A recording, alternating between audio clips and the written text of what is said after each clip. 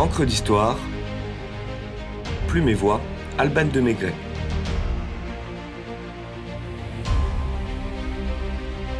L'incendie de Rome, quand Néron met le feu.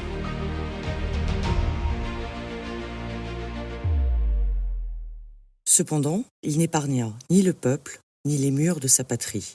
Quelqu'un, dans un entretien familier, ayant cité ce vers.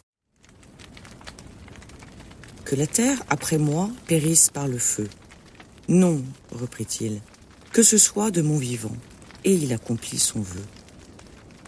Terrible accusation d'un acte monstrueux, s'il est vrai, que nous rapporte Suétone dans la vie des 12 Césars. Nous sommes dans la nuit du 19 juillet 64. Appelé d'urgence, l'empereur Néron quitte sa résidence d'Antium et assiste de la colline du Quirinal à un spectacle terrifiant. Le Circus Maximus en feu. Simple coïncidence ou volonté perfide? Le 19 juillet n'est-il pas justement l'anniversaire du premier sac de Rome, en 390 avant Jésus-Christ, lorsque les Gaulois avaient mis la ville à feu et à sang? Les vigiles urbani, pompiers de l'époque, ont l'habitude de lutter contre les incendies que les braseros utilisés par les Romains pour l'éclairage et la cuisine déclenchent fréquemment dans les insulae. Mais cette fois, c'est différent. Les flammes sentent le roussi. Durant 6 jours et 7 nuits, Rome se transforme en un brasier ardent qui va la détruire à 2/3 et décimer une partie de ses habitants. Les innombrables échoppes qui entourent le cirque ravivent en combustible les flammes qui, à la faveur du vent, se propagent vers les monts Palatins et Saelius. Elles escaladent les collines et redescendent sur leurs flancs opposés, ravageant plus d'une centaine de domus et pas moins de 4000 insulae, ces habitations populaires divisées en appartements sur 5 ou 6 étages. La ville éternelle se consume et rien ne semble pouvoir endiguer cette fournaise démoniaque, apocalyptique. C'est une vision proche de celle de Chateaubriand dans son voyage en Italie de 1829. Rome sommeille au milieu de ses ruines, cet astre de la nuit, ce globe que l'on suppose un monde fini et dépeuplé, promène ses pâles solitudes au-dessus des solitudes de Rome. Il éclaire des rues sans habitants, des enclos, des places, des jardins où il ne passe personne. Plus personne. Seguitur clades forte endolo principis incertum? Ce désastre est-il un fruit du hasard ou un acte criminel du prince, s'interroge Tacite dans les Annales.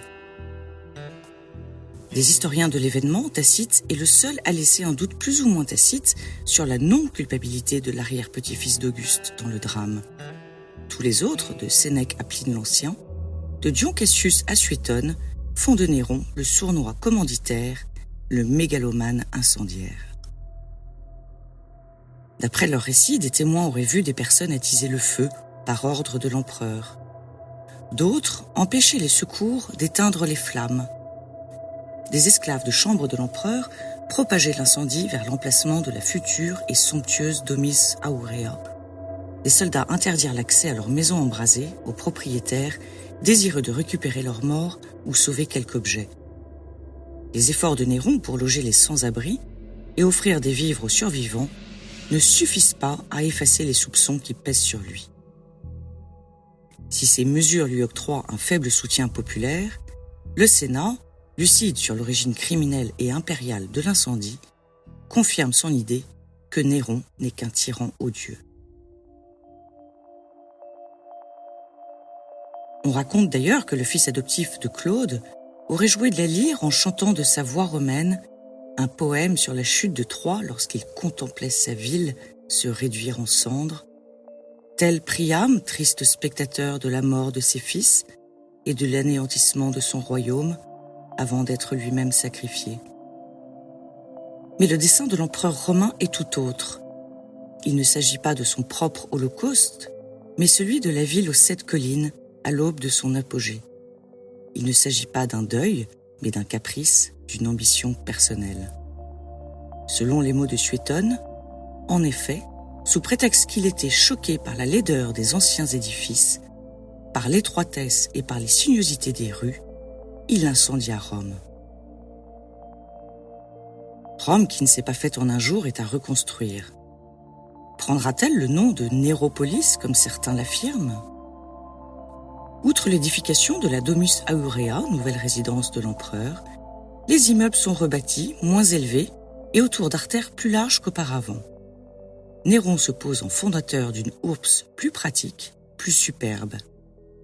Même s'il finance un certain nombre d'agréments modernes dans les habitations romaines, les doutes persistent sur sa culpabilité.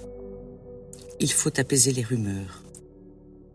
Or, depuis une trentaine d'années, des Juifs dissidents prétendent que leur Dieu unique aurait envoyé son Fils sur terre pour sauver les hommes.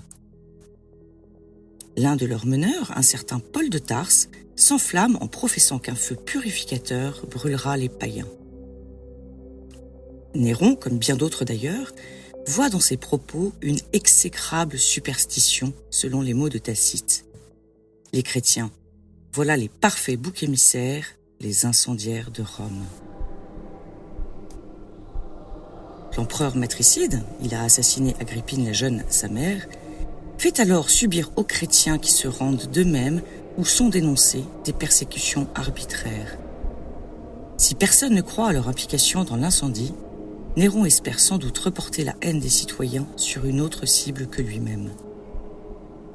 Offert aux bêtes sauvages dans l'arène, crucifié ou immolé par le feu, il livra au supplice les chrétiens, race adonnée à une superstition nouvelle et coupable, rapporte encore Suétone.